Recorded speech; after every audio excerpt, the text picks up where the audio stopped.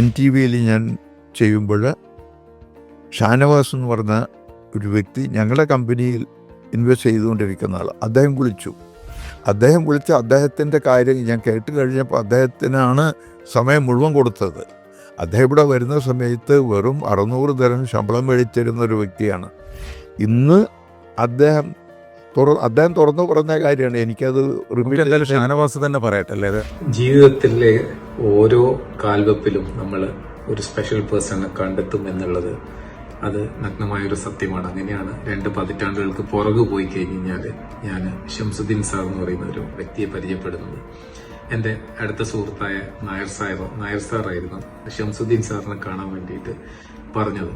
ഞാൻ നായർ സാർ അത് അക്കാലത്ത് നന്നായിട്ട് സ്റ്റോക്ക് മാർക്കറ്റ് ചെയ്യുന്ന വ്യക്തിയായിരുന്നു. എനിക്കത് സ്റ്റോക്ക് മാർക്കറ്റ് എന്ന് എനിക്ക് ഭയങ്കരമായിട്ടൊരു ഇൻട്രസ്റ്റിംഗ് ആയ ഒരു സബ്ജക്റ്റ് ഉണ്ട്. എന്നോട് പറഞ്ഞു എന്ത് ചെയ്യുന്നതിന് മുമ്പ് ഫസ്റ്റ് ഷംസുദ്ദീൻ സാറെ പോയിട്ട് കാണും.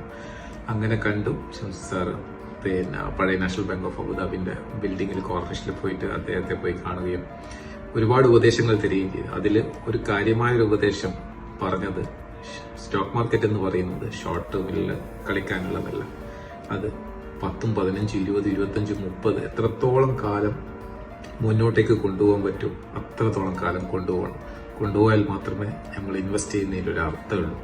അങ്ങനെയാണ് 2004 ഞാൻ വെറും ഒരു 50 ലക്ഷം രൂപയും കൊണ്ട് ഇറങ്ങിയത്.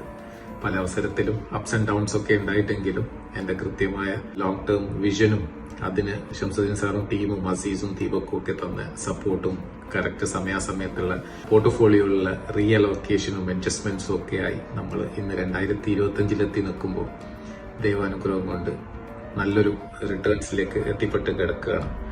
അപ്പം ഇതിന്റെ ഒരു നമ്മൾ ഇതിൻ്റെ ഒരു ലെസൺ എന്തായിരുന്നു എന്ന് വെച്ചിട്ടുണ്ടെങ്കിൽ, നമ്മൾ ഒരു സ്റ്റോക്ക് മാർക്കറ്റിൽ ഇൻവെസ്റ്റ് ചെയ്യുമ്പോൾ ആദ്യത്തെ 5 വർഷം നമ്മളുടെ പോർട്ട്ഫോളിയോ ഡബിൾ ആവും.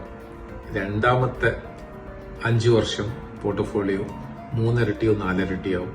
പക്ഷെങ്കിൽ യഥാർത്ഥ കോമ്പൗണ്ടിങ് നടക്കുന്നത് 15 വർഷത്തിന് ശേഷമാണ്. ഞാനിപ്പോൾ 21 വർഷമായി ഇൻവെസ്റ്റ് ചെയ്തുകൊണ്ടിരിക്കുന്നത്.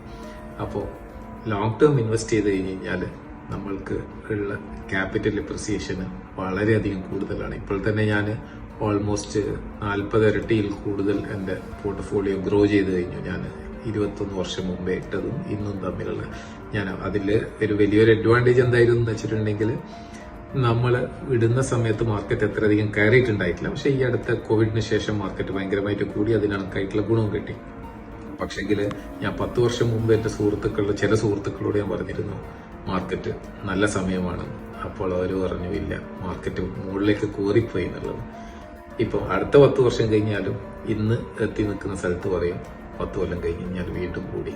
അപ്പോൾ സ്റ്റോക്ക് മാർക്കറ്റിനെ സംബന്ധിച്ചിടത്തോളം ഇന്ന് നാളെന്നില്ല. എപ്പോഴാണോ നമ്മൾ തീരുമാനം എടുക്കുന്നത് അന്ന് ലോ എന്ന് കണ്ടിട്ട് സ്റ്റോക്ക് മാർക്കറ്റിലേക്ക് കടക്കുക എന്നുള്ളതാണ്. കൃത്യനിഷ്ഠയിലുള്ള SIP ചെയ്ത് കഴിഞ്ഞാൽ ഉറപ്പായിട്ടും ഒരു ആവറേജ് റിട്ടേൺ 15% ആനുവൽ കോമ്പൗണ്ടിങ് കിട്ടുവാണെങ്കിൽ 25 കൊല്ലം കൊണ്ട് നമ്മൾ പോർട്ട്ഫോളിയോ എൻ്റെ ഒരു അഭിപ്രായത്തിൽ ഒരു 30 ഇരട്ടി 35 ഇരട്ടിയാവാൻ ആർക്കും തടുക്കാൻ പറ്റൂല. അത് എൻ്റെ ജീവിതം തന്നെ ഏറ്റവും വലിയൊരു ഉദാഹരണമാണ്. ഇതിന് ഏറ്റവും കൂടുതൽ നന്ദി പറയുന്നത് പടച്ചറപ്പിനോടും എനിക്ക് വഴി കാണിച്ചു തന്ന ഷംസുദ്ദീൻ സാറും ടീമിനോടുമാണ്. എൻ്റെ റിട്ടേൺസ് എന്തെന്ന് വെച്ച് കഴിഞ്ഞാൽ ഞാൻ കൃത്യമായിട്ടൊരു നമ്പർ പറയുന്നില്ലെങ്കിലും ഒരു വർഷം നമുക്കൊരു ലംബോർഗിനിയൊക്കെ എന്താ പറയാൻ സുഗമമായിട്ട് വാങ്ങാം എന്ന് ഞാൻ പറയാം.